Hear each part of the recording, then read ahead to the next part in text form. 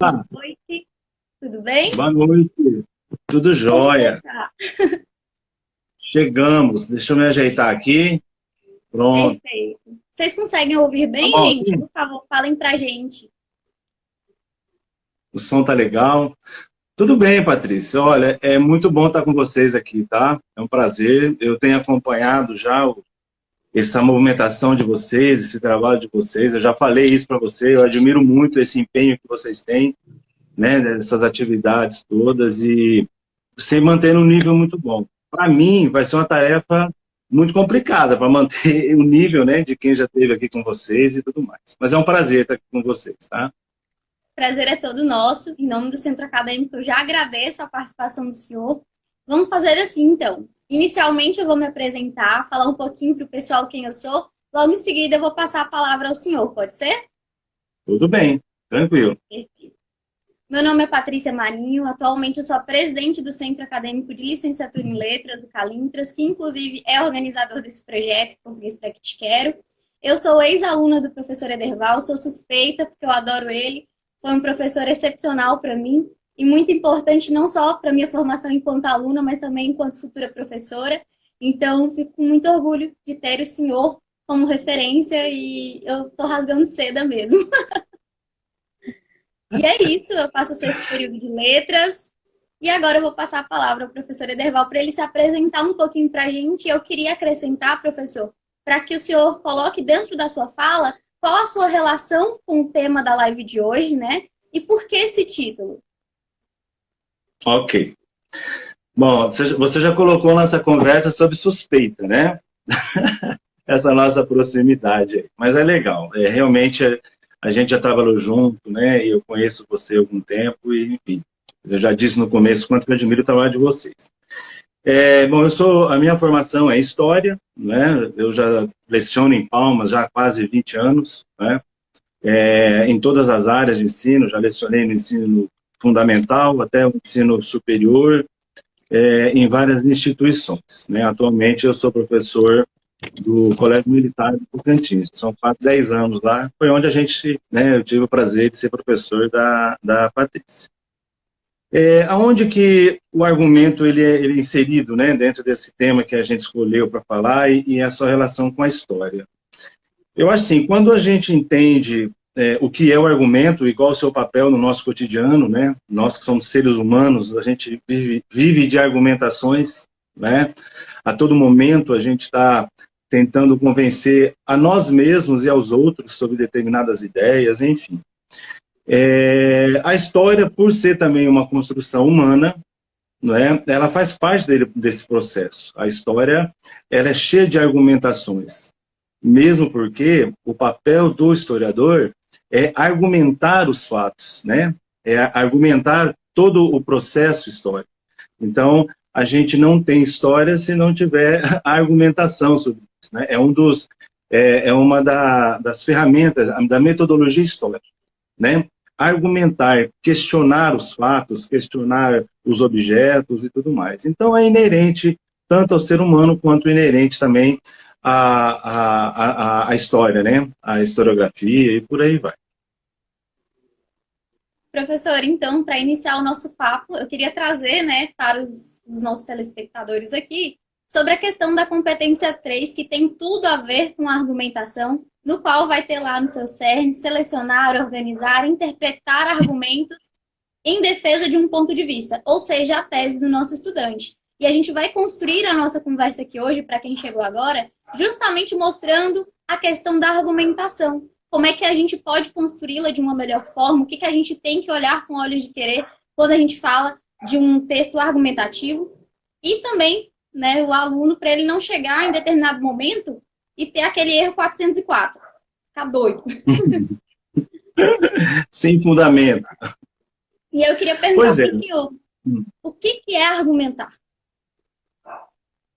Tá, bom, argumentar, ela de uma forma muito simples, argumentar é convencer, é criar uma base de informações que me levem a convencer alguém ou alguns sobre a minha ideia, né?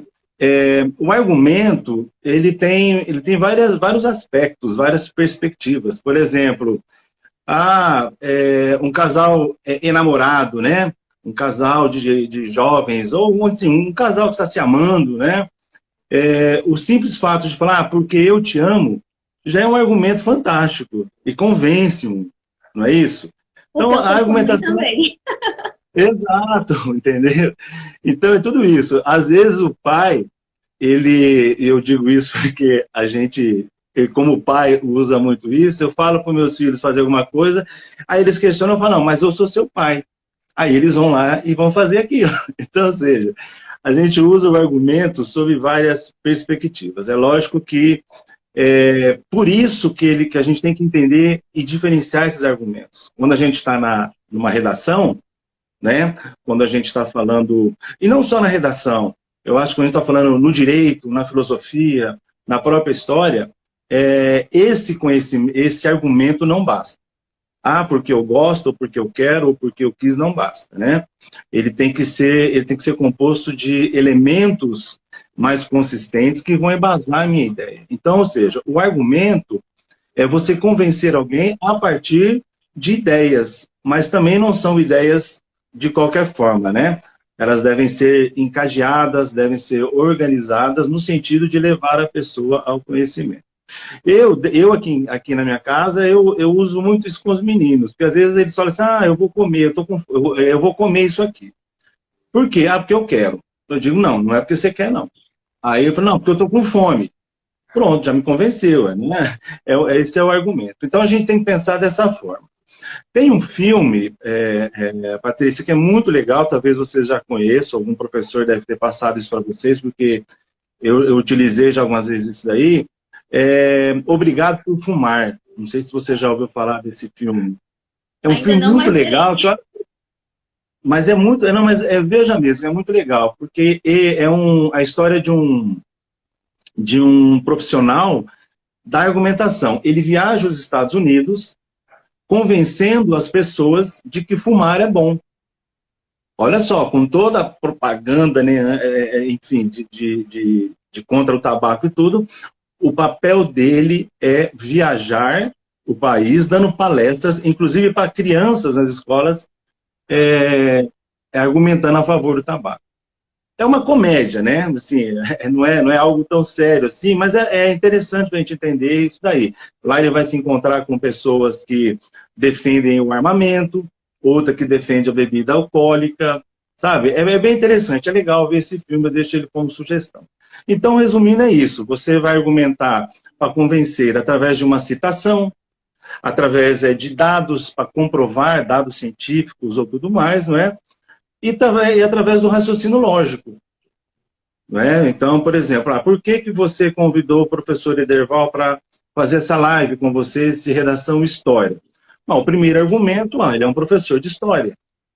Então já é um argumento, né, convincente. Não, legal, ele é de história, ele vai falar sobre isso, entendeu? E outros argumentos que você deve ter usado para manipular esse pessoal aí. Mas entendeu? A ideia do argumento é isso, convencer. Como a gente vai falar de redação, então a gente vai entender que o argumento é para convencer, mas a partir de ideias, a partir de colocações, de premissas, né, que vão ser respaldadas, né, por informações e tudo mais. Se a gente olhar hoje, né, as notícias, hoje eu estava assistindo aqui mais cedo um jornal, e aí no intervalo apareceu uma propaganda da Justiça Eleitoral e me chamou a atenção. Eu falei assim, gente, não é possível que eu tô vendo isso hoje, logo no dia que eu vou ter essa live com o professor Ederval, que falava justamente sobre esse flerte entre argumentar, né, sobre a questão das notícias, das informações, com o pensamento crítico. Então, eu acho que seria interessante para o senhor trazer para a gente, né, como é que é essa questão. Eu sei, eu vi essa propaganda também. A gente vive, é legal a gente contextualizar isso aí, você trouxe bem certo essa propaganda. A gente vive um momento hoje onde a argumentação, ela perde a vez, né? Aquela ideia de lacrar, nossa, lacrou, né? Mitou, entendeu? Tipo assim, o meu objetivo é ser o último a falar e acabar com o argumento da Patrícia. Aí eu lacrei. Então a gente vive num mundo hoje onde o argumento ele está ficando de lado. Esse pensamento crítico e racional ele está sendo colocado de lado em função da paixão, do amor, dos fundamentalismos, né? Eu estou dizendo paixão e amor naquele sentido mais irracional, né? Vamos dizer assim, e do grito, né? Enfim, e está deixando de lado esse pensamento crítico. A gente percebe isso. Uma outra informação também que a gente pode usar aqui, que eu vi hoje também, é a questão da vacinação, né? Pela primeira vez na história do país, né, a gente teve uma queda drástica no número de pessoas que estão vacinando, entendeu? E aí você percebe os argumentos que quem não está vacinando utilizam, são, assim, complicado a gente aceitar. Mas, enfim, o pensamento crítico é uma construção, certo? Constante. Nós não nascemos com o pensamento crítico, mas nós vamos desenvolver ao longo do tempo. O que é um pensamento crítico?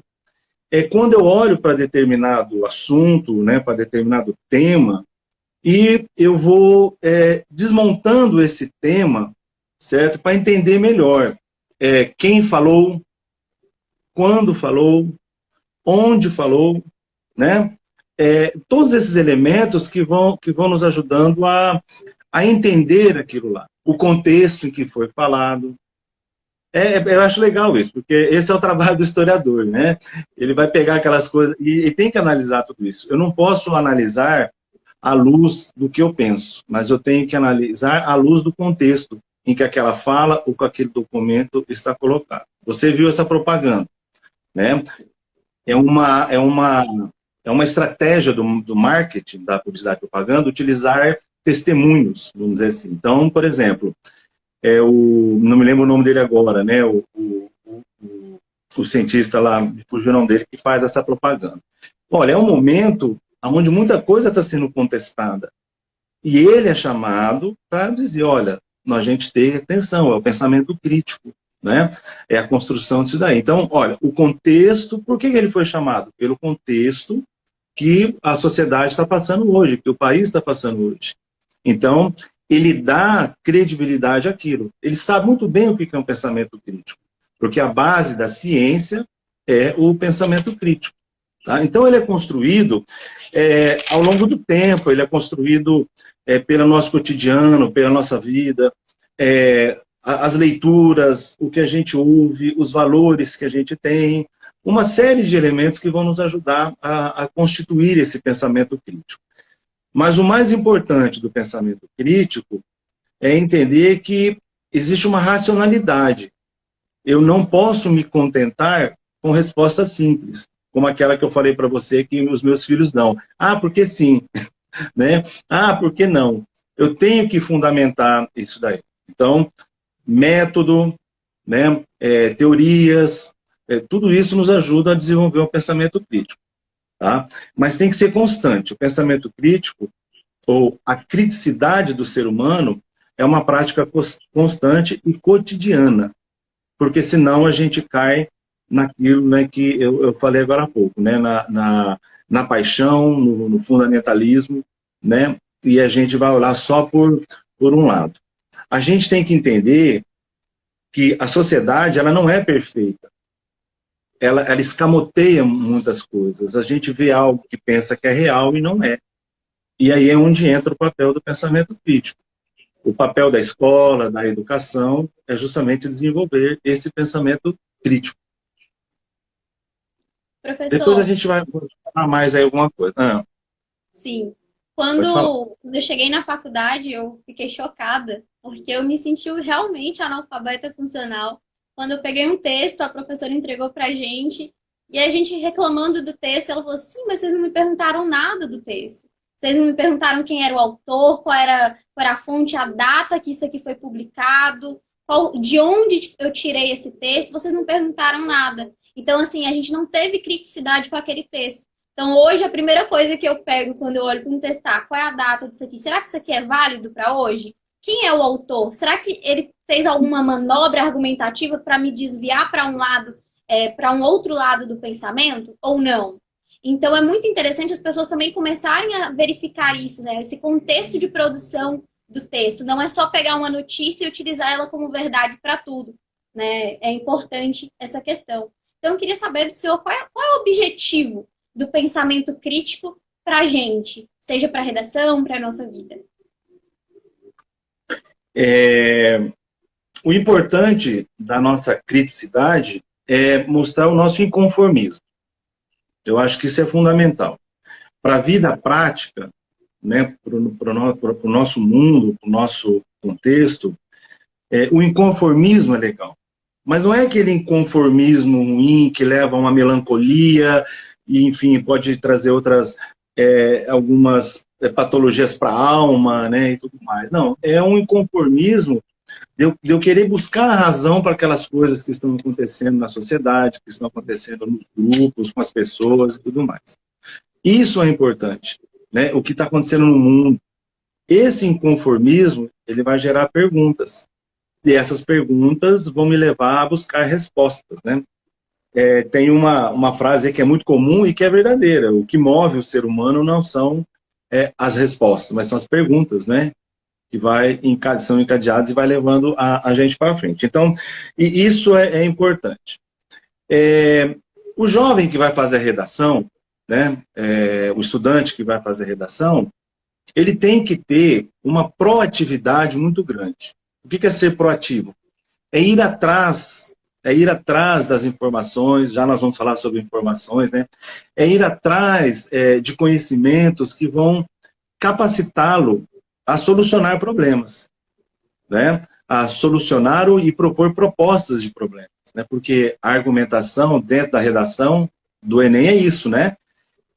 Eu tenho que ter a capacidade de entender o problema, comparar esse problema e propor uma solução para esse problema, né? Então, a partir daí, tendo essa ideia, então eu vou criar um argumento. E aí eu vou buscar referências, né? No caso, a gente pode usar a história, né? Buscando essas referências de fatos, de pessoas, de personalidades, enfim, né? De imagens, e que vão nos ajudar nessa construção.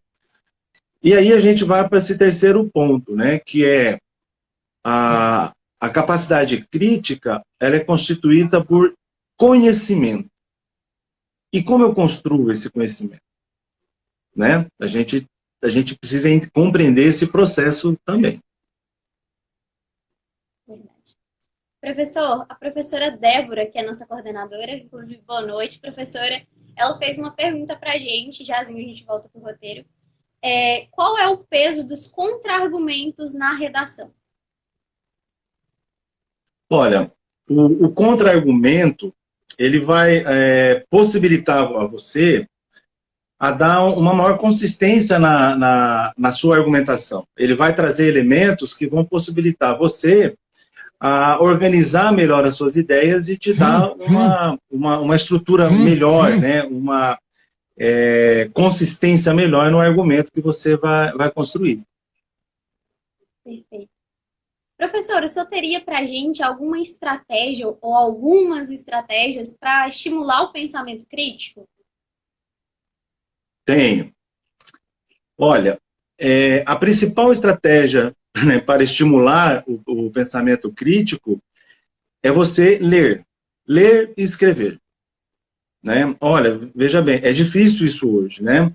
A gente tem que estimular muito. Nós, como professores, né, que estamos em contato direto e constante com o aluno, temos esse papel fundamental. A família tem também. Mas, como eu disse anteriormente, é importante que o aluno, o estudante, ele seja proativo, ele busque isso.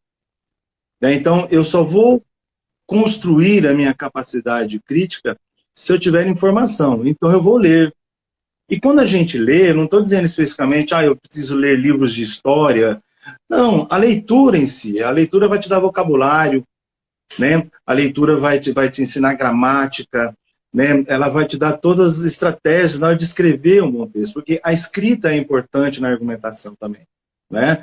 Não adianta eu ter uma série de informações, não adianta ter um conhecimento muito amplo, né? Mas se eu não souber passar isso para o papel, se eu não usar né, os elementos, os conectivos, né, como são, a gente fala muito, eu não vou construir um bom argumento. Às vezes até armadilha, né? A professora, né, Débora falou do contra-argumento, né? Se eu não souber utilizá-lo, estruturar bem o texto, ele acaba se tornando uma armadilha, né? Às vezes, eu posso ficar dando volta ali e não sair daquilo ali, entrar em caracol ali, né? Entrar em parafuso e não sair dali. Então, a gente tem que ter muito bem essa capacidade de síntese, né? E a gente só vai conseguir isso com a leitura. Esse é um ponto.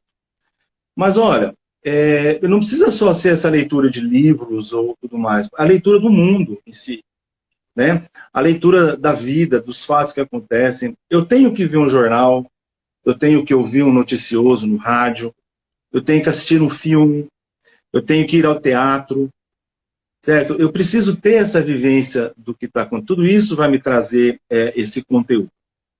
A gente fala assim de informação e conhecimento, né? Informação nós temos um monte. Hoje o mundo que mais tem é informação, né? Agora eu tenho que saber ler essas informações para que eu possa transformá-la em conhecimento. Um exemplo que eu sempre dou, que é muito simples.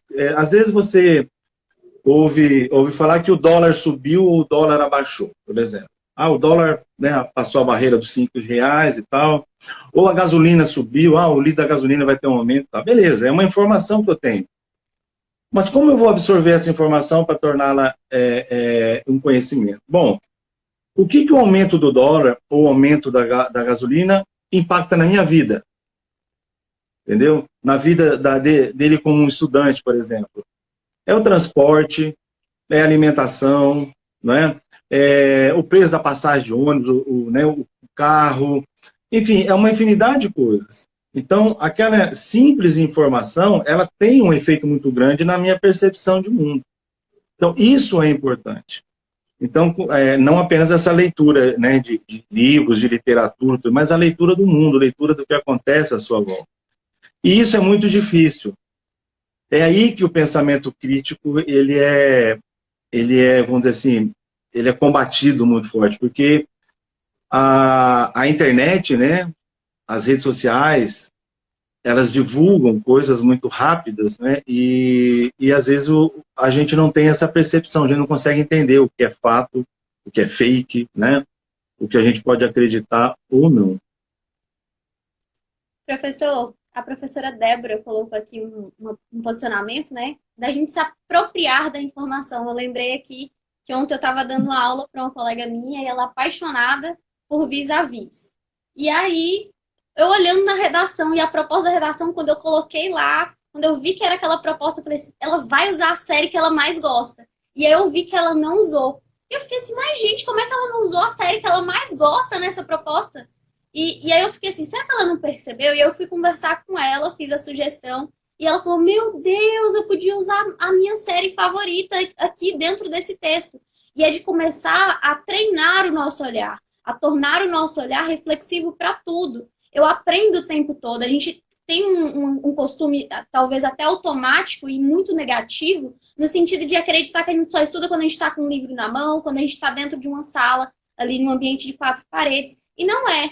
Né? Na realidade, a gente aprende o tempo todo, a gente aprende conversando numa fila, a gente aprende escutando uma música, você pega qualquer letra e reflete sobre aquilo. Não que você vai colocar necessariamente na redação, mas será que aquilo ali não te traz alguma reflexão sobre a nossa sociedade? Como é que você pode, né, dialogar os seus conhecimentos, e é o que a professora Débora colocou, utilizar os seus conhecimentos prévios para argumentar, né, para trazer para a sua redação. A gente não está isolado do mundo quando a gente faz redação. A gente está ali e a gente tem que mostrar que está ali. É isso que mostra que nós colocamos nossa marca no texto. É quando nós trazemos o que nós temos por nós, de fato. A gente tem outra pergunta, professor. Eu vou trazer aqui para o senhor. O Denilson Marinho colocou, professor, o modelo de estudo no Brasil não está muito arcaico para os estudantes terem pensamento crítico? Deixa eu só anotar aqui, pronto. Deixa eu voltar um pouquinho àquela questão que você colocou lá, né? Eu acho assim, às vezes, o estudante, ou mesmo alguém que não tem esse hábito de escrever, mas precisa escrever, ele tem muito receio, ele desconfia da sua capacidade. Então, você deu o exemplo, né, da série, que ela gosta muito. Olha, o que ela precisa fazer? Ela vai usar a série, ou ela vai usar o filme ou música como um gancho para ela ir até o assunto. Ela não vai falar da série, mas ela vai falar daquilo que a série propõe. Sim. Então, por exemplo, eu vou usar Romeu e Julieta, mas eu não vou, olha eu falando de Shakespeare de novo, quer ver, pensa que eu sou apaixonado por Shakespeare, né?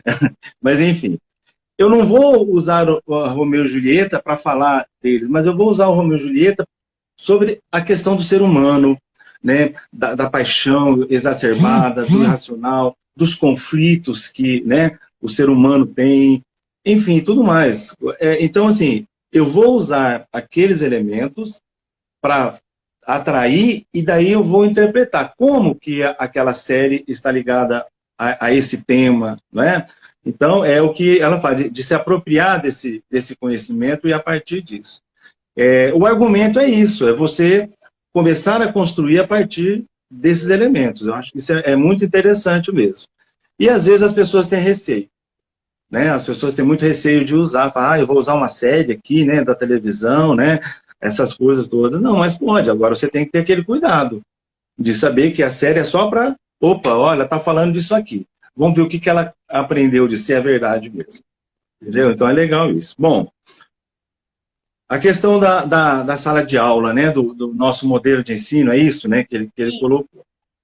O modelo de ensino no Digo, Brasil não eu está já muito digo arcaico. isso. Eu digo há algum tempo, Patrícia, que a educação brasileira, é lógico que quando eu digo educação brasileira, eu não estou generalizando. É lógico que você vai ter lugares onde a educação pública, vamos dizer assim, né, a educação pública brasileira tem sérios problemas.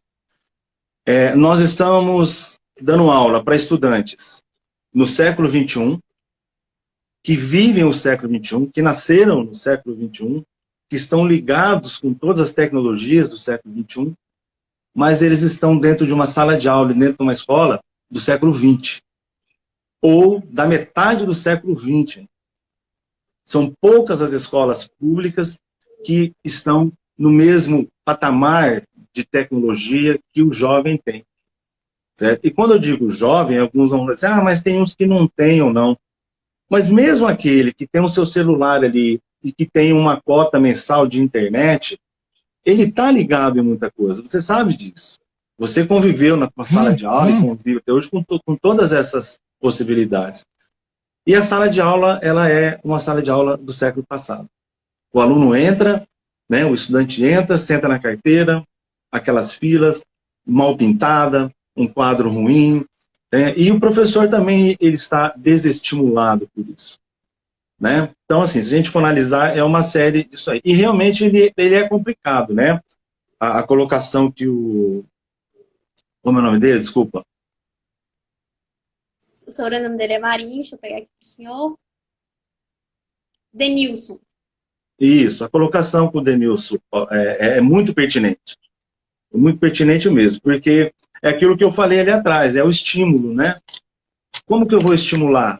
Como que eu posso estimular alguém à leitura? Como eu posso estimular alguém a buscar informação se eu vou para a sala de aula com um livro didático?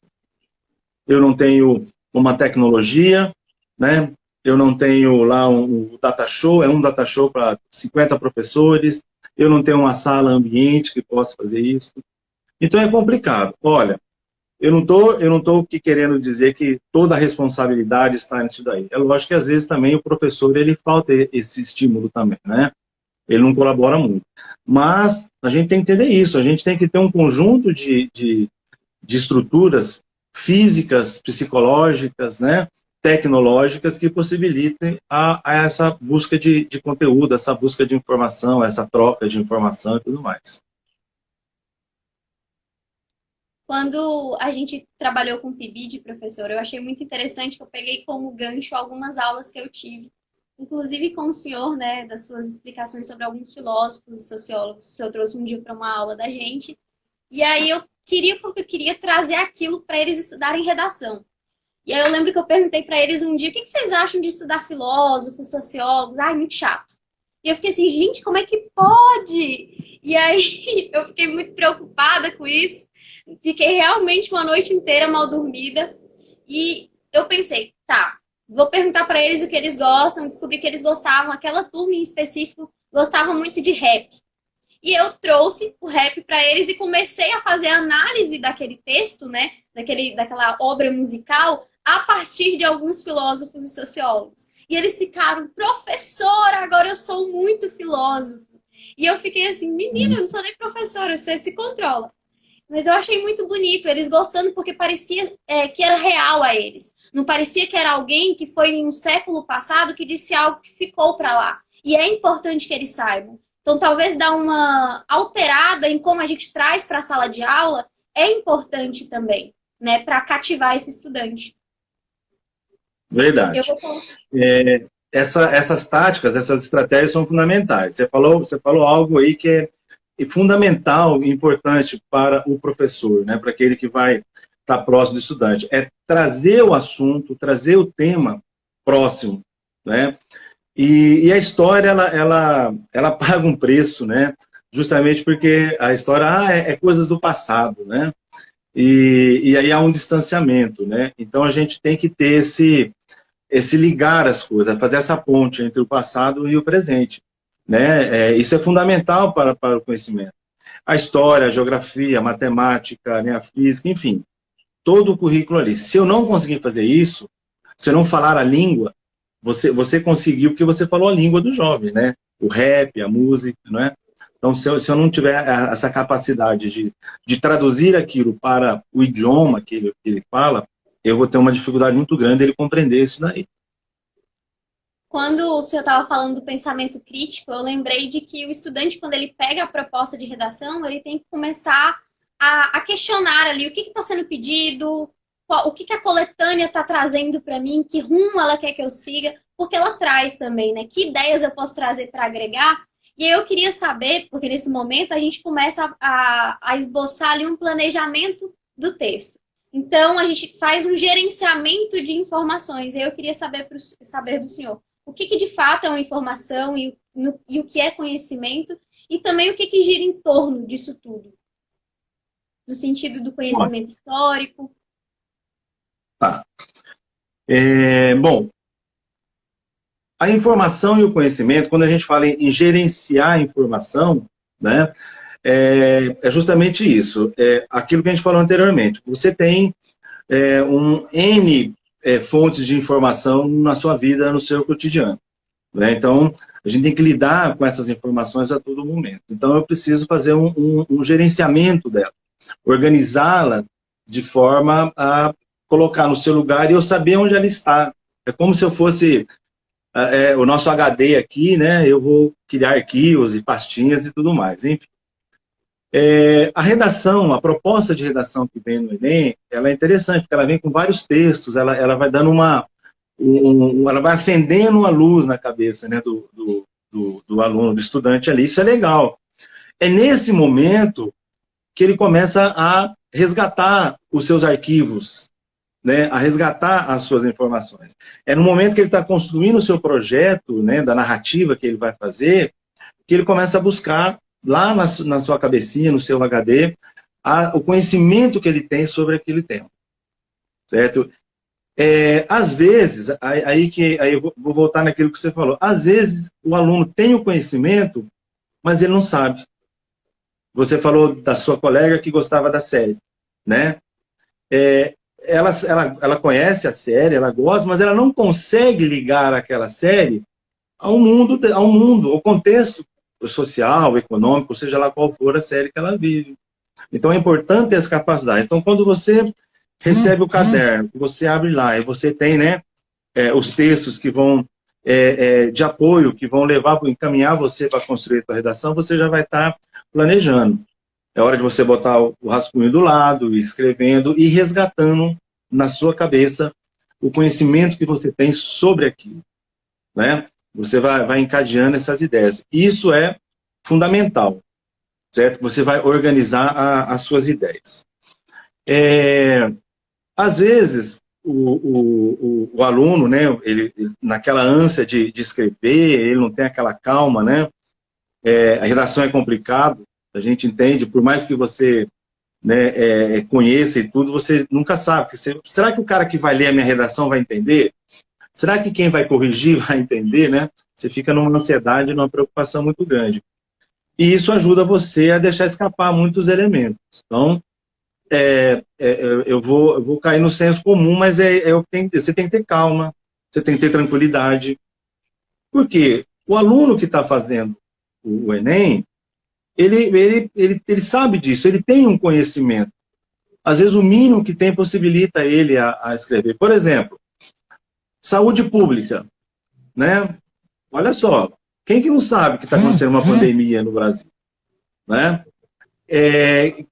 Quais as pandemias? Você que a gente acompanha o jornal e tudo, fala sobre a peste negra, sobre a revolta da vacina, né? Sobre a questão da pobreza, sobre a questão do saneamento urbano. Então, eu sei coisas, porque eu sei, às vezes é a minha realidade. Às vezes eu moro num lugar onde eu tenho todos esses problemas. Eu não tenho acesso ao hospital, eu não tenho acesso a uma unidade básica de saúde. Certo? Então, olha só, eu tenho elementos para falar sobre saúde pública, mesmo sem eu estar lembrando das aulas que o professor deu na sala de aula. É a minha realidade. Então, é contextualização. É eu me encaixar naquilo lá e olhar para a minha volta. Né? Eu fazendo isso, eu vou ter elementos para me ajudar a construir o texto. É lógico que, se a partir da tua realidade, você busca os argumentos críticos, né? Os teus argumentos que você vai trazer lá, informações, dados e tudo mais, a tua redação se torna bem mais tranquila, bem mais fácil de fazer. E como é que o conhecimento histórico, professor, pode entrar na nossa conversa hoje? Adorei a caneca. Pois é, Turma Líder 2017. Sim, a sua qual? Turma Líder.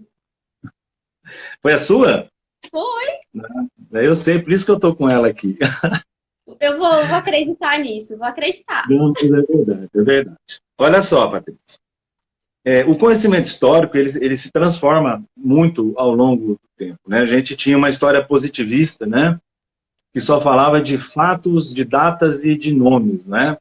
Então, assim, você tinha que decorar isso aí e pronto, né? Hoje, a partir do início do século XX, surge uma nova história, né? Uma nova história, também chamada de micro-história, ou seja, eu não foco apenas no fato, no herói ou na data. Eu vou para uma história mais longa, uma história de longa duração e com vários atores. Por exemplo, você tem obras que falam da Revolução Francesa a partir das crianças, das mulheres, dos jornais, né, das igrejas. Então você tem vários temas hoje que a historiografia nos fornece com mentalidades diferentes, né? E então eu saio daquela necessidade que eu tenho de entender o fato em si, me aprofundar dele e saber o nome dos heróis e o nome das pessoas.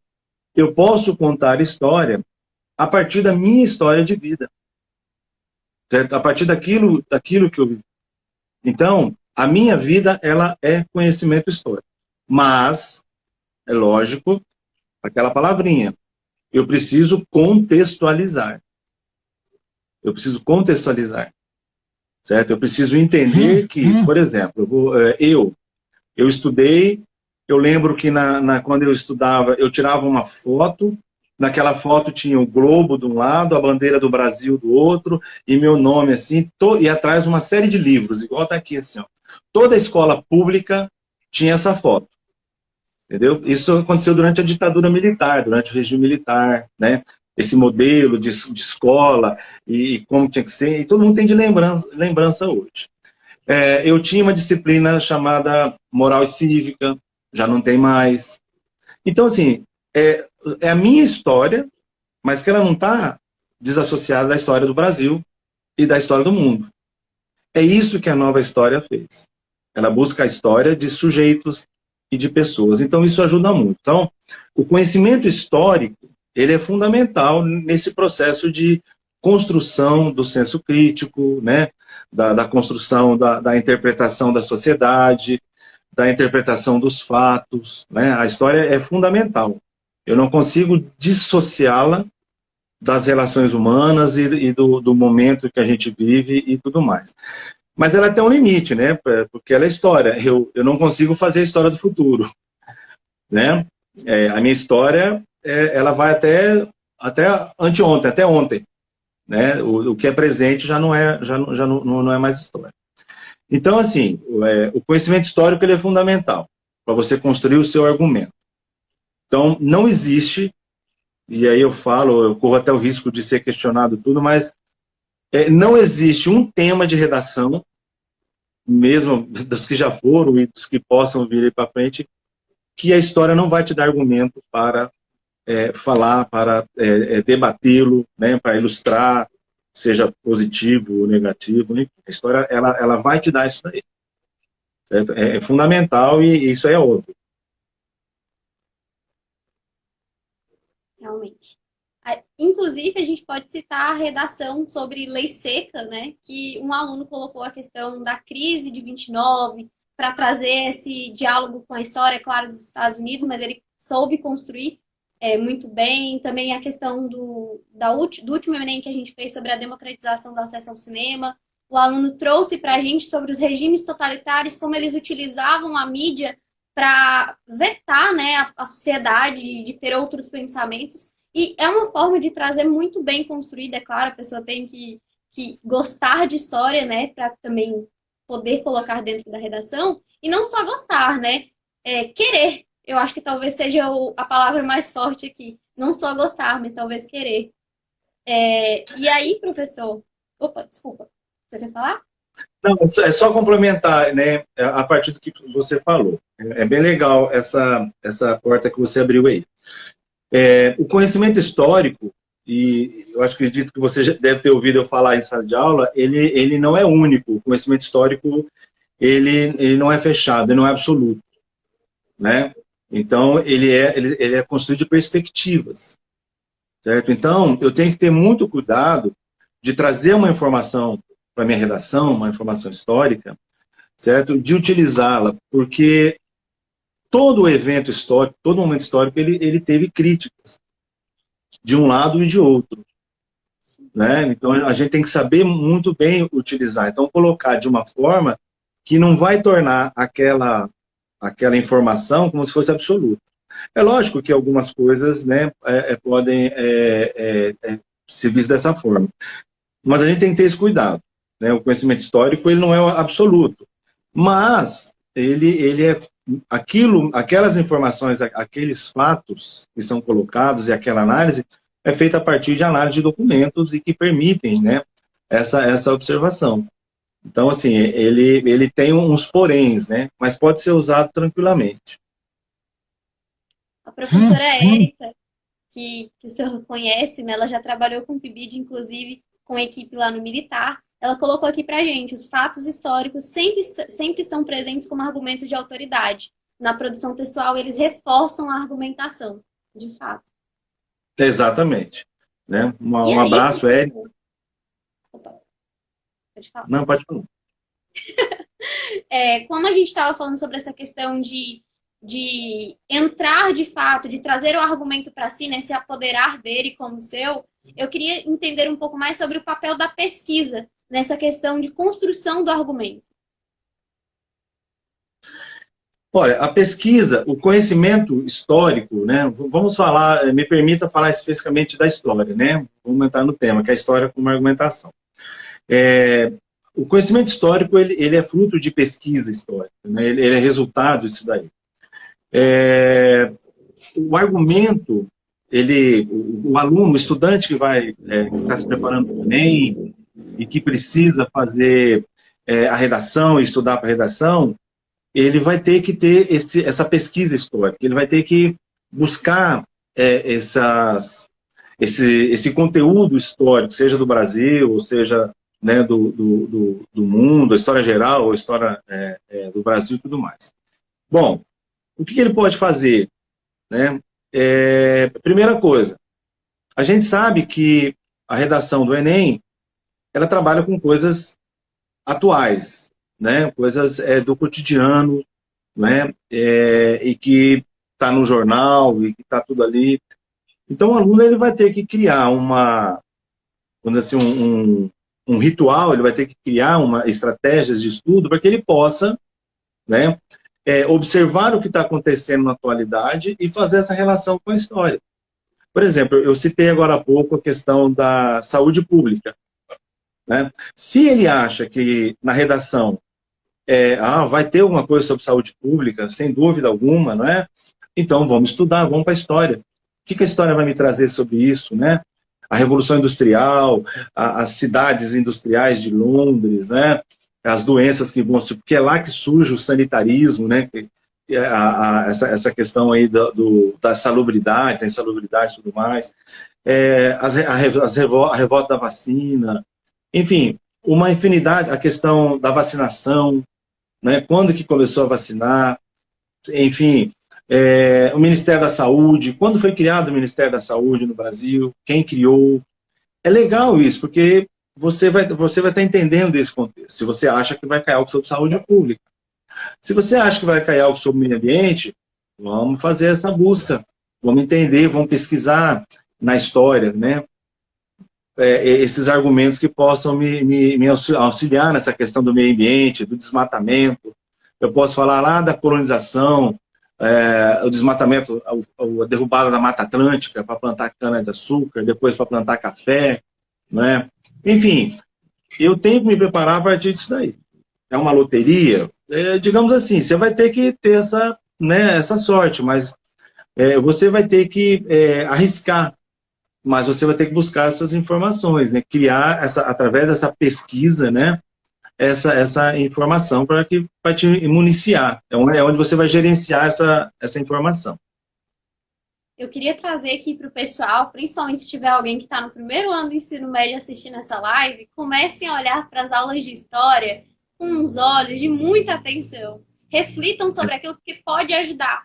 E eu acho que às vezes é interessante também, professor, lembrar esses alunos que a gente pode pegar esse conteúdo que o senhor coloca dentro das suas aulas de história e não pensar ele como isolado, por exemplo, à prova de história, né, ali dos conhecimentos sociais. Não é só para isso. O ensino ele é interdisciplinar. A gente pode dialogar com outras disciplinas e fazer com que se torne coerente. Porque é justamente isso, né? A nossa argumentação, para ela ser uma argumentação de qualidade, ela tem que estar alinhada ao tema. Então, quando o senhor fala da questão da pesquisa, eu também retomo essa questão, né? Não é só trazer uma alusão histórica, por exemplo, que ela não faça sentido ao tema. Ou que seja, e aí eu quero até trazer essa pergunta que uma colega minha me fez, e aí eu falei assim, eu vou perguntar para alguém que entende muito melhor que isso. Que eu, né, no caso. Tem um prazo, um limite para que eu use uma alusão histórica? Ah, mas é muito antigo, será que cabe usar? Existe esse prazo de validade para usar essa alusão histórica? Boa pergunta. Não, olha, a história ela não tem prazo de validade, né? Teorias históricas, né, teses históricas, elas podem ter prazo de validade. Então, eu tenho um relato, eu tenho uma análise histórica sobre determinado fato do passado, né? E que, de repente, hoje, com novas tecnologias, me dão uma outra visão. Um exemplo o processo de ocupação do continente americano. Constantemente ele está se transformando. 5 mil anos, 10 mil anos, 12 mil anos, hoje já está para mais de 20 mil anos o processo, né, de ocupação do território da América. Por quê? Porque a tecnologia permite análises, né, novas análises e por aí vai. Então, assim, não tem um prazo de validade. Por exemplo, os egípcios eles tinham saneamento básico. Então, eu estou falando lá dos egípcios, né, dos faraós, eles tinham todo um tratamento que eles faziam. Eles tinham controle de natalidade, né? Eles tinham técnicas químicas. Então, assim, por mais antigo que sejam, né, eles... eu posso utilizar isso, a mumificação, a relação com a morte, a vida após a morte, entendeu? Então, assim, aquilo, eu vou repetir, a história ela fornece para você elementos para qualquer tema que possa ser abordado. É lógico que você vai ter que ter um conhecimento mínimo de história, né? Então, até da pré-história, a gente pode falar das pinturas, né, nas paredes, não é isso? Dos utensílios utilizados. Então, tudo isso são elementos que hoje, que são tudo que nós sabemos e aprendemos hoje na história, é fruto de estudos desses períodos.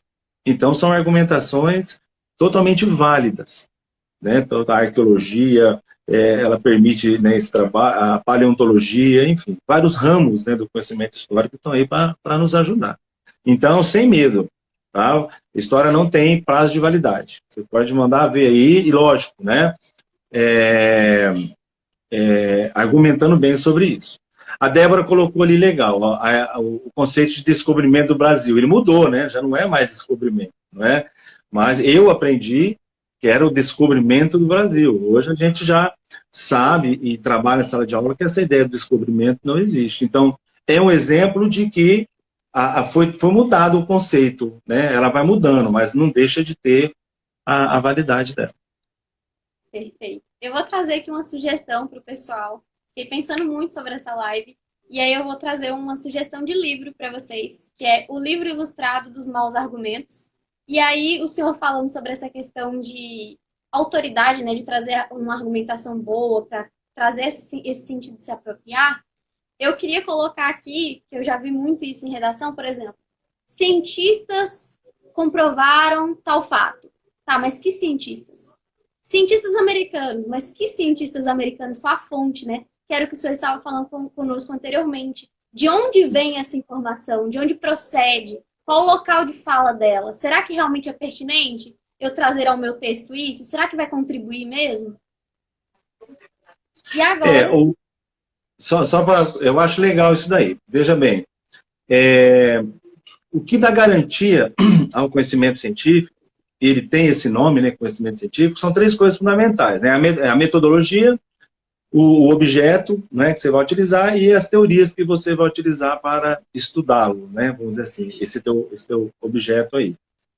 E o outro ponto fundamental é que depois de tudo isso, você tem a análise dos seus pares, né? Você vai publicar um artigo sobre aquilo, e esse artigo, então, vai ser analisado, né, pelos pares, no mundo inteiro, né? Aqueles que vão te dar respaldo, ou vão contestar a sua teoria ou a sua ideia. Então, quando a gente fala de conhecimento científico, a gente tem que entender muito bem isso.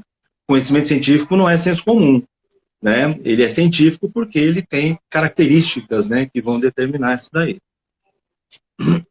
Professor, a gente está chegando ao fim da nossa live, então eu queria pedir ao senhor encarecidamente para a gente abrir um próximo bloco para a gente só finalizar o nosso encontro de hoje. Pode ser? Pode, tranquilo. Você é que manda aí. Perfeito. Eu vou encerrar aqui e a gente volta em breve, gente.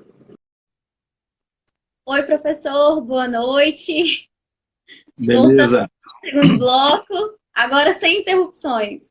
Vai dar tudo certo. Tranquilo. Tranquilo. Hoje é feriado. Eu queria retomar a saber um pouquinho mais do porquê estudar história, porque eu quero deixar isso salvo. É muito interessante. O senhor tinha falado sobre a questão, né, de mais alunos engatarem na questão, né, de estudar, fazer o curso de história.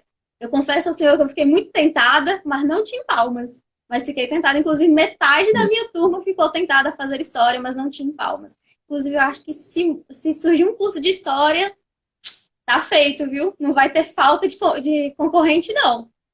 Não, mas faça. Faça que, assim, é aquilo que eu disse, em qualquer momento da sua vida, se você tiver tempo, estude a história.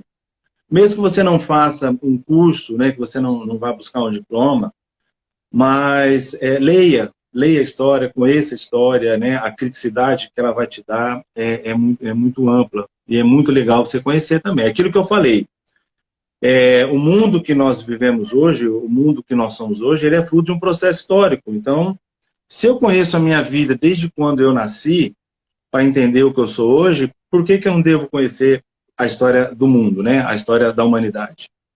certo? E eu vou usar também aquela ideia que está muito comum hoje, né? Os historiadores, os filósofos, né, os sociólogos foram deixados de lado já há muito tempo. Ninguém ainda deu ouvido para a gente, né? Então, muitas mazelas estão acontecendo no mundo em função disso daí. Não estou dizendo que salvaríamos o mundo, né? Mas, com certeza, ampliaríamos o debate, né? Seria muito melhor. Mas, enfim, vamos lá. Alusão histórica, não é isso? Isso. O que que é uma alusão histórica? A gente falou anteriormente, mas o que que de fato é uma alusão histórica? Olha, como eu disse anteriormente, então, não há um tema que você não possa utilizar a história como uma argumentação. Então, a alusão histórica nada mais é do que eu buscar um fato, né, um evento, um nome, algo da história, certo?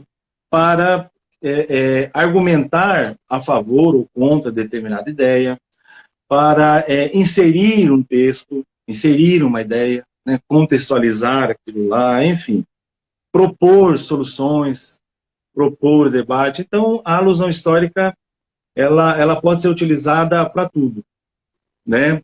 É lógico, e aí a gente volta lá atrás, você tem que ter a sua capacidade de saber, não, se eu falar isso aqui, vai cair direitinho, então, com o que eu estou propondo aqui, né?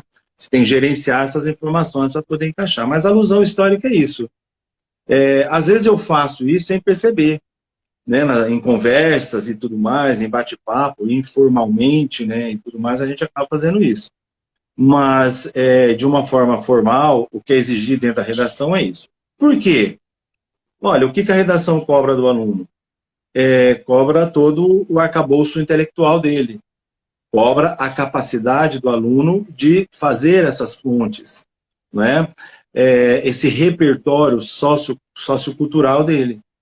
E o que vai dar esse repertório sociocultural é a história, né? Ela que vai possibilitar você fazer mostrar ou não, eu sei realmente isso, né? Enfim. E isso te dá um embasamento tranquilo, né? Ele vai te reforçar a tua ideia, o teu pensamento, se ele for muito bem colocado, e vai possibilitar você tirar uma nota muito boa na redação. Exemplos são muitos. Pode falar. Me perguntaram aqui no meu WhatsApp como é que uma pessoa, olha aí, tá vendo? Você já está influenciando o pessoal. Como é que alguém que não tem tanto conhecimento na história pode ser iniciado nesse conhecimento histórico? O senhor tem alguma dica? Por onde começar? Ó, digamos assim, essa pessoa, ela é muito religiosa. Ela vai à igreja, ela tem uma Bíblia na mão. Pronto, ela já tá iniciando a história. Se ela sabe a história da Bíblia, ela já deu um passo fundamental. A história de Cristo, do cristianismo, né? O Velho ou o Novo Testamento, ela tem uma série de elementos ali que vão levá-la ao caminho da história, que é questionar aquilo lá.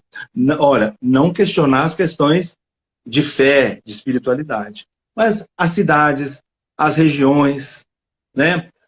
No passado, existe hoje ainda, por que não existe? Olha aí, ó, a partir daquilo lá, eu vou buscando esse elemento. Então, esse é um ponto. Ah, mas eu não sou religioso, né? Eu não sou religioso, eu não gosto de ler. Cara, você tem que querer, entendeu? É importante isso. Eu não vou transformá-lo, eu não vou me transformar, eu não vou mudar se eu não tiver a atitude de fazer. Pegue um livro. Hoje existe uma infinidade de livros que contam a história, né? Livros excelentes, disponíveis na internet, né? Filmes, certo? Até novela. Ah, eu gosto de assistir novela. Legal, tem novela que tem um contexto histórico muito bom. As novelas do passado, elas são meio assim, mas hoje os dramaturgistas, né, os noveleiros, né, que escrevem a novela, vamos dizer assim, eles têm uma equipe muito grande. Então, olha só, se eu vou contar um fato histórico numa novela, eu tenho que ter argumentos muito bem feitos. Então, eu vou atrás da pesquisa. Então, a novela pode levar você a conhecer a história e se interessar. Mas o primeiro passo é seu. certo? O primeiro passo é você ter essa curiosidade. E eu posso dizer para você que é muito legal, né? Muito bom. Eu tenho uma série de livros aqui que podia indicar para vocês aqui e tudo, enfim. Depois eu passei uma lista, né, para a Patrícia aí, ela dá um jeito de divulgar para vocês aí. A gente vai colocar, após essa live, a gente vai colocar na nossa biografia e vocês vão poder conferir as dicas do professor Ederval. Professora, Isso. a professora Débora colocou aqui pra gente os pontos turísticos e eu queria fazer um link aqui com a minha faculdade, obviamente. Professora que trouxe pra gente a onomástica, inclusive no dia 18 de setembro a gente vai ter uma live com ela, e ela me explicou sobre toponímio um dia, aquilo me deixou fascinada, e eu fiquei, meu Deus, o que uma rua pode dizer sobre a realidade de uma sociedade, de uma comunidade? Nossa, eu quero entender um pouco mais sobre isso. E aí eu saí da sala tomada por aquele sentimento, e eu comecei a tentar entender por que minha rua se chama Deputado Oliveira, por que minha rua se chama Professor Ribamar? E eu fiquei tomada por aquilo e eu não conseguia tirar isso da minha cabeça. Até o momento que, em todo o meu potencial ali de acadêmica incessante, escrevi um artigo sobre isso, fiz uma pesquisa e dentro desse artigo não é a questão de publicá-lo, onde eu publiquei, mas o que eu aprendi com aquilo, as histórias que eu ouvi, algumas não são científicas, talvez, mas são histórias muito bonitas de superação do nosso povo, né? E no caso eu estudei o Aureni, do nosso povo, a luta que eles tiveram, o porquê, como se deu, e também tem todas as questões políticas também que entraram dentro dessa pesquisa, e me deixou fascinada. Então, quando o senhor fala para a gente, por exemplo, pegar algo como, por exemplo, a Bíblia, é muito interessante você pegar algo que, o que isso aqui pode me dizer? Onde é que a história, cadê a história dentro disso aqui? Eu estava lendo esses dias, lendo não, escutando. Eu estou falando para o senhor que os meus alunos estão me mudando. Eles me fizeram escutar todos os rappers brasileiros de uma forma que eu nem sei. E eu estava escutando, e aí tem um rapper, que é o DK47, em uma das músicas ele fala que ele vai partir para o continente europeu, ir para o Vaticano, roubar a igreja e devolver para a África. E aí eu fiquei assim, rapaz, agora eu entendi por que esses meninos gostam. E eu já conversei com o professor de história deles e eu falei assim, menino, isso aí vai dar bom, viu? Vamos tentar mesclar isso aí para trazer, já que eles gostam, vamos trazer esse link porque vai dar rap. Porque eles gostam, então vai. E isso é muito bacana no sentido de que a história está em todo lugar, né? A linguagem também está. A gente tem que começar a ver isso. Não é só na sala de aula, não é só no livro. A gente pode, inclusive, eu aconselho, né, aos nossos estudantes, às pessoas que estão acompanhando a live, começarem também a olhar jornais. Às vezes a gente tem tanto preconceito, né? De certa forma, parece que é tão antigo. Não vou ler jornal. É chato. Não é. É importante você conhecer o que acontece no seu país para que você se torne um cidadão crítico.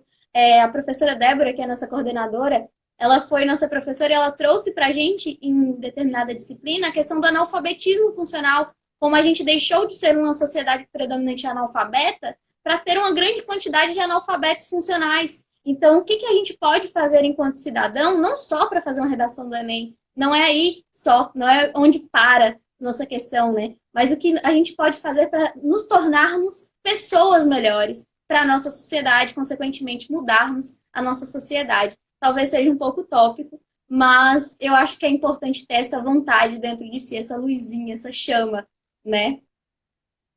E aí, eu trouxe aqui uma... Pode falar, professor, desculpa. As utopias movem o mundo. É importante, né? As utopias movem as pessoas. Né?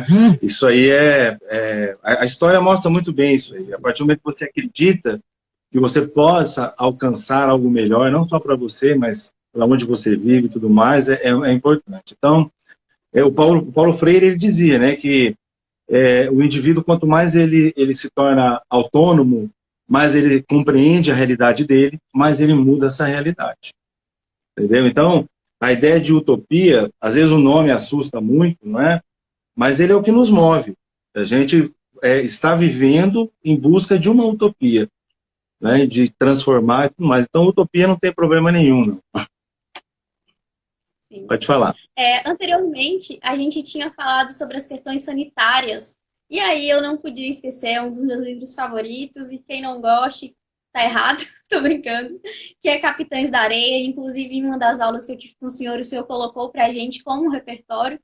E eu lembro que esse livro não sai da minha cabeça, eu acho que ele é incrível em vários aspectos, o quanto a gente pode problematizar em cima dele e o quanto ele pode nos deixar ver a nossa sociedade. Talvez Saramago, né, para quem não leu, inclusive leia, trouxe um ensaio sobre a cegueira, então talvez a gente possa clarear, limpar nossas vistas de todo esse mar de leite que às vezes a gente coloca nos nossos olhos e não enxerga de fato o que nós estamos vivendo para poder alterar o que não está bacana dentro da nossa sociedade. O senhor tem alguma fala? Que eu vou passar para o tópico, olha eu só. sempre estou cortando o senhor. A literatura é fantástica, né? Sempre que possível, eu procurava com professores, né, ou professoras que trabalhavam comigo da literatura, a gente fazer um trabalho nesse sentido. A professora Crícia, trabalhei com ela, né, muito tempo, e a gente sempre trocava umas cartinhas aí por aí vai. Porque a literatura, ela tem essa capacidade de mostrar a realidade daquele momento de uma forma muito mais encantadora, vamos dizer assim, do que a história, né? Porque você usa tintas, usa cores e tudo mais, entendeu? Já o historiador, ele, como ele é metódico, né? Ele acaba ficando meio complicado a narrativa histórica. Mas é muito legal a literatura porque ela traz essa realidade, né? Você citou Jorge Amado, você citou o Saramago. Você, ao ler, você pode instruir alguém a partir da literatura. Eu não preciso tornar alguém capaz de compreender para depois eu dar o livro para ele ler. Eu posso dar o livro para ele ler e fazer o trabalho ao contrário. Não, ó, você vai analisar a sociedade, você vai analisar aquele mundo a partir da literatura. Então, são portas que podem ser abertas sobre qualquer perspectiva, né? A literatura é fantástica, principalmente a literatura brasileira, né? Enfim, ela consegue trazer... Porque são tantas realidades que nós temos, tanta história particular que a gente tem no país, na nossa história, né, como país, e que ela permite isso. Então você vai de O Tempo e o Vento, né, de Érico Veríssimo, até Vidas Secas, ou Os Sertões, né, e passando por Jorge Amado, Guimarães Rosa com seus sertões e veredas ali. Enfim, é fantástico. O Menino do Engenho, né, enfim, é muito legal você trabalhar a história a partir dessa perspectiva aí. Inclusive, o contexto de produção desse livro, a gente falou de construção, contexto de produção, foi um livro que foi queimado, né? Inclusive tem ata para documentar que ele foi queimado em seu ano de inauguração. Então, o que isso mostra daquela sociedade, né? Então, é uma forma também de refletir sobre como era naquela época. E será que mudou alguma coisa? Por exemplo, a gente teve, ultimamente, né, a gente recebeu a notícia sobre o taxamento dos livros. Será que mudou? Queimar em praça pública e ao colocar taxas neles? Será que não é só uma forma diferente? Talvez ali seja um estalo para a gente começar a refletir também essas questões. Exato. E agora, eu queria colocar para o senhor, se o senhor pode trazer para a gente os objetivos de colocar uma alusão histórica dentro do nosso texto e como é que isso faz com que o nosso texto se torne mais rico e o senhor pode fazer esse diálogo para a gente, por favor, se eu quiser. Claro. Legal. Eu só queria voltar um pouquinho, que eu acho curioso e interessante. Você falando das ruas naquela hora, os nomes das ruas e tudo mais, eu me lembrei de alguns pontos que são interessantes. Por exemplo, por que a rua de um lado é número par, do outro lado é número ímpar? Por que, por exemplo, os ingleses, eles andam numa mão e nós andamos em outra, né? Isso aí tem explicações. Você vai na era napoleônica. Napoleão Bonaparte, ele fez, em 15 anos, ele fez mudanças enormes na Europa e no mundo, né? Ele provoca, desde a libertação da América, né, de independências, até transformações no cotidiano. Então, para diferenciar os os soldados franceses, dos soldados ingleses, ele pediu que os seus soldados marchassem do outro lado. Então, isso diferenciava, ele podia ver ao longe que os seus soldados estavam vindo pela direita, né? Se tivessem vindo pela esquerda, era inimigo. Ele vai reformar Paris, né? Ele vai fazer uma estrutura, vai urbanizar a cidade, né? E vai colocar os endereços ímpar de um lado, par do outro, para facilitar o trabalho, enfim. A história, ela explica muitas coisas, como eu disse para você, não tem como você escapar dela, não. Mas vamos lá, então. Ela está batendo na nossa porta, deixa ela entrar, gente. Exato. A alusão histórica dentro de uma redação, então, ela tem alguns objetivos. Por exemplo, ela vai contextualizar a sua ideia, né? Aquela ideia que você vai propor lá no final. Então, esse é um exemplo. Outra coisa, ela vai expor o problema. Então, ela pode dizer, por exemplo, que o problema não é novo. Isso já aconteceu anteriormente, né? Ela pode até usar como um contra-argumento, por exemplo. Olha, esse problema não é novo, já aconteceu anteriormente, e tentaram fazer o que estão fazendo hoje, mas não deu certo. Então, a proposta agora, né, é outra. Então, esse aí é um elemento. Exemplificar, trazer dados, informações. Então, a alusão histórica, ela vai te dar uma base. A partir dela, você construir a sua ideia. Você não pode tê-la como um elemento principal, né, e se agarrar a ela, né? Mas ela vai ser a tua base e a partir dela você vai colocar as suas ideias, a sua tese ali em cima. Entendeu? E sem contar que o objetivo é mostrar o teu repertório cultural, sociocultural, né? O conhecimento que você tem. Certo? Isso aí também é fundamental. Então, esses 4 pontos eu acho que são a base de você utilizar a alusão histórica.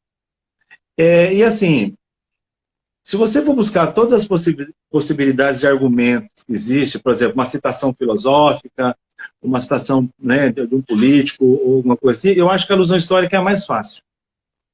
Ela é a mais fácil que você tem, certo? Na minha visão, porque ela vai te trazer algo palpável, vamos dizer assim, né? Ela vai te trazer algo, não, isso aconteceu mesmo, tá aqui, né? Isso aqui é verdade, entendeu? E a partir disso aí, então, você tem a liberdade para agir. Mas é lógico que você vai ter que ter a capacidade para fazê-lo também, né? Sim. Professor, eu queria agora que o senhor trouxesse aqui para a gente, né, nesse encontro, a definição de contextualização e se ela é necessária, e se sim, por quê? Deixa eu tomar uma aguinha aqui. Hidratem-se, gente.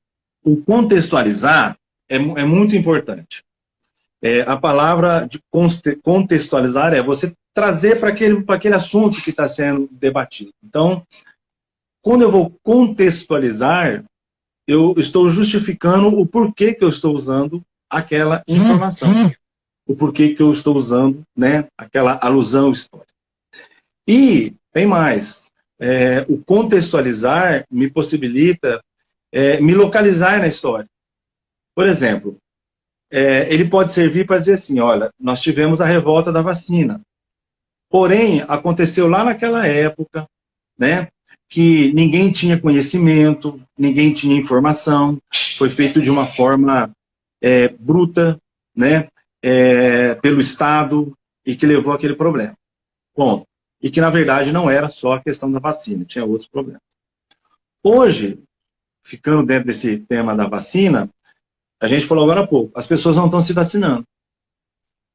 Entendeu? Então, por quê? Eu juntei os dois temas, a questão da vacina, mas eu contextualizei um naquele momento, e hoje, por que as pessoas... Ixi, ó, tem cachorro aqui em casa, viu? Por que as pessoas não estão se vacinando hoje? Por que as pessoas não vão vacinar? Com tanto conhecimento, com tanta informação, e mesmo assim as pessoas estão deixando de vacinar. Então, esse é um exemplo de contextualização. A gente falou, eu vou usar exemplos que nós tocamos aqui. A gente falou a questão da morte, a relação com a morte, a vida pós-morte, isso aí. Então, a gente falou da mumificação, né? Por que não mumificamos hoje? né? E por que que só não eram todos que eram mumificados? Por que que se usava a mumificação? Então, o contexto, ele possibilita eu entender, certo? Uma obra de arte, né? Eu vou trazer uma obra de arte. Eu tenho que entender o contexto em que ela foi produzida, qual é a realidade do autor. Então, a contextualização, ela também serve como um elemento de mostrar que eu entendo, eu não estou citando a torta e direito, não. Olha, o tema é saúde pública, e eu estou falando sobre a reforma no Rio de Janeiro em 1905. Ué, mas por que você está falando isso? Não, porque a reforma no Rio de Janeiro em 1905 estava relacionada a saneamento básico, a questões da saúde, a questões sanitárias e tudo mais. Entendeu? Então, contextualização é isso. E vai mostrar a capacidade que você tem, né, de conhecimento nisso daí. A gente está chegando ao nosso encerramento, né? Infelizmente. Obrigada, professor. E eu só queria fazer uma última consideração, né, para esse aluno que vai para o Enem. E já está complexa toda essa situação de ter que ir para o Enem, na situação que nós estamos. Então, dele relacionar a questão da argumentação, de que ela seja colocada de uma forma coerente com a qualidade, né, dos argumentos que ela selecionou, do repertório que ela selecionou. Então, dentro dessa competência 3, o importante é que você consiga fazer isso, selecionar bem e argumentar de forma coerente, que faça, de fato, esse seu argumento, esse seu repertório, que é bom, se eleve mais ainda. Então, tentem exercitar com prática. Eu vou colocar uma dica aqui para vocês, tá, gente? Não vou ler o excerto que a página traz, mas, por exemplo, alguns repertórios, como, por exemplo, a Declaração dos Direitos Humanos, a Constituição. Muitos alunos usam a Constituição. Inclusive, tem um texto muito bacana lá no IG da @Elevar Específica. Então, quem quiser, confere lá. Alguns alunos de lá estavam conosco hoje. Fiquei muito feliz de vê-los aqui. Alguns antigos professores também. E eu queria, né, agradecer agora ao professor Ederval. Muito obrigada pela sua participação, por ter aceito, né, essa maluquice aqui da sua ex-aluna, como sempre, nunca muito normal. Eu fico muito feliz de ter tido o senhor como professor, muito obrigada. Muito obrigada por trazer um pouco de história para essas pessoas que estão aqui agora. Fico muito feliz. E não tinha como essa noite ser melhor se não com essa live. Se eu quiser fazer muito alguma obrigado. Consideração. Foi muito legal mesmo, né? Quando a gente fala assim que é um prazer a gente estar aqui, a gente não tá mentindo não, porque é muito legal você tá vivendo, né, a sua realidade, tudo aquilo que você está fazendo, o teu momento presente, e saber que a gente fez parte disso aí em algum momento, né? Eu gosto muito, né, desse trabalho de vocês, né, que o Calintras tem feito, é importantíssimo, né, e muito legal, e repercute muito isso aí. Vocês estão de parabéns mesmo. O que eu posso dizer para encerrar, né, assim, a história ela é muito importante. Né, a gente está dizendo isso já há algum tempo. Mas ela tem que ser olhada com uma forma muito tranquila. Então, leia um livro de história, leia jornais, veja revistas, escute podcasts, pesquise na internet, né? Busque construir um posicionamento crítico muito interessante. Por quê? Porque hoje a gente vive uma realidade muito fugaz, muito rápida, né? Ela é cheia de mentiras.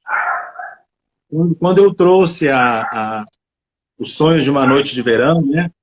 Eu trouxe Shakespeare e tudo mais. Justamente porque quem é Shakespeare, né? Shakespeare é um cara que ele é do Renascimento, ele é um homem do Renascimento, né? Ele sabe trabalhar muito bem essas questões da racionalidade, né? E da não racionalidade, né? Da paixão, né? Do amor, das coisas subjetivas, não é isso? E o mundo nosso hoje está cheio disso daí, né? Então, quando eu falo para vocês, né? História e redação, sonhos de uma noite de verão, eu estou querendo chamar a atenção para isso. Cuidado com as armadilhas, cuidado com aquilo que não é real, né? Cuidado com aquilo que é apenas uma paixão, é algo fugaz, né? Por mais que você possa questionar a história ou algum evento histórico, procure as versões, porque sempre vai ter uma versão escrita, mas veja quem escreveu, quando escreveu, né, e por que escreveu. Né? É a questão da autoridade, né, de poder falar. Mais uma vez, eu fico muito feliz, eu espero ter contribuído da forma que vocês esperavam, né? E sempre que for necessário, a gente está aí, né, à vontade, para vocês chamarem e a gente poder participar. Para mim é muito legal. A gente vai chegando numa idade já mais avançada, e quanto mais a gente tem contato com jovens, né, a gente se revigora mais. Isso é muito legal, né? E é bom saber que tem jovens tão interessados. É bom saber que tem jovens tão interessados. Muito obrigado. Um beijo para vocês, Patrícia. Fiquem com Deus, tá? Obrigada, professor. De novo, reitero, né, nossa admiração pelo senhor, em nome de todo o Calimpras, muito obrigada. Foram considerações muito interessantes, com certeza vai ajudar essa garotada aí que vai fazer o Enem. E eu queria lembrar a vocês que semana que vem a gente vai ter live falando sobre diários com a professora Luciene Cândia. Vai acontecer aqui na realidade no dia 10, desculpa, e na semana que vem a gente vai ter uma nova roupagem do Português para Que Te Quero, e agora misturando filosofia e redação, geografia e redação, vamos ver no que vai dar. Muito obrigada, gente, boa noite. Vocês vão ter uma live sobre diários? Diários. Que maravilha. Mas legal, muito bom. Tem que fazer mesmo. Diário... Tchau. Diário é perfeito, vai ser ótimo, a escrita sobre si. Não, é ótimo. Diário é a vida do professor. É muito legal isso. E vocês precisam ter atenção nisso aí. Diário é a vida do professor. Obrigado, gente. Um beijo. Tchau, gente. Muito obrigada pela participação de todos. Foi ótimo.